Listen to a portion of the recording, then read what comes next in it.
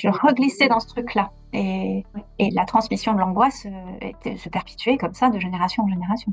Cette problématique, pour moi, c'était vraiment quelque chose qui me rendait extrêmement triste, hein. Je veux m'engager sans vraiment m'engager, donc au final, j'attirais pas de l'engagement. J'étais vraiment, je pense, cette espèce de seuil de tolérance. Une espèce de truc qui revient, t'acceptes, tu dis, allez.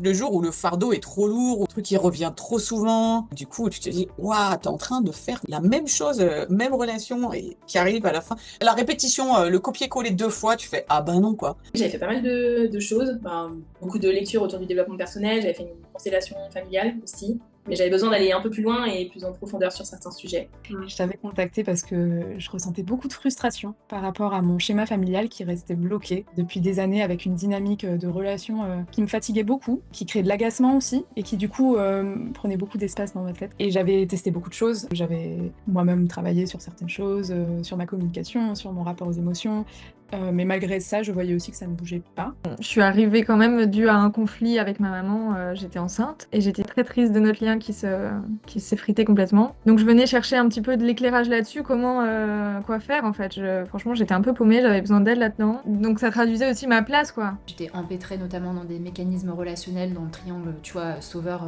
persécuteur, victime. Et moi, ce que ça m'a apporté, c'est des clés suffisamment profondes pour aller comprendre là où il y avait des dysfonctionnements et me motiver à commencer à me positionner de manière différente dans mes relations et à aller vers ce que je voulais. Et depuis, ma vie, elle a radicalement changé en fait. Je suis très fière de la façon dont j'ai pu repositionner, retrouver ma place aussi, et voire même l'occuper pour la première fois. C'est pour ça que là, je dis à mon copain, je lui dis, j'ai l'impression que c'est la première fois que j'apprends à aimer vraiment. Parce que je me suis rendu compte que je m'attachais à des personnes, mais que c'était pas par amour. C'est parce que j'avais peur aussi d'être seule, ou parce que je me suis dit, ça, ce sera la bonne personne à qui m'attacher. Il n'y a plus de travers, il n'y a plus de masque, donc tu te vois comme tu es en fait, et du coup tu es complètement toi-même. Il y a vraiment quelque chose pour moi qui est de l'ordre de l'aboutissement, c'est une espèce de paix, tu vois. Enfin vivre ta vie, quoi, j'ai envie de te dire.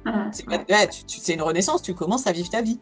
Je me rends compte que le quotidien, je me pose plus la question en fait, de cette lourdeur, des moments, avant ça faisait un peu des vagues, des moments où tout allait bien, des moments où c'était plus compliqué à gérer. Et en fait, depuis plusieurs mois, je me sens bien, voilà, tout simplement.